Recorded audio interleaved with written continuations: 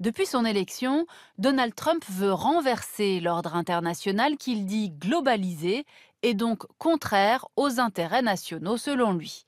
Dès juin 2017, il décide le retrait des États-Unis de l'accord de Paris sur le climat, signé par 196 parties, rompant ainsi avec le multilatéralisme de l'après-guerre et aussi avec la politique de son prédécesseur.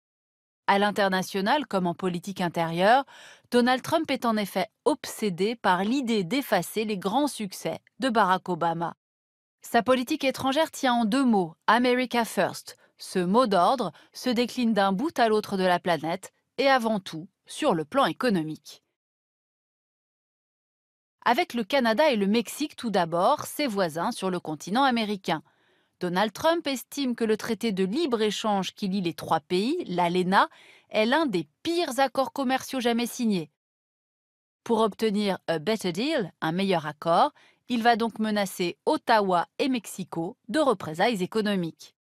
Le nouveau traité est présenté comme plus favorable à l'emploi des ouvriers du secteur automobile et aux éleveurs laitiers américains, c'est-à-dire aux électeurs du président républicain, ces habitants de l'Amérique pauvre de la Rust Belt, la ceinture de rouille des régions désindustrialisées, et aussi ceux des plaines de l'Ouest.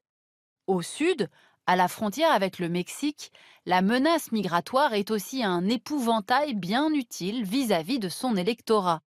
Le grand mur promis par Donald Trump pendant sa campagne revient sans cesse dans le débat public américain et plusieurs milliers de soldats ont été déployés à la frontière.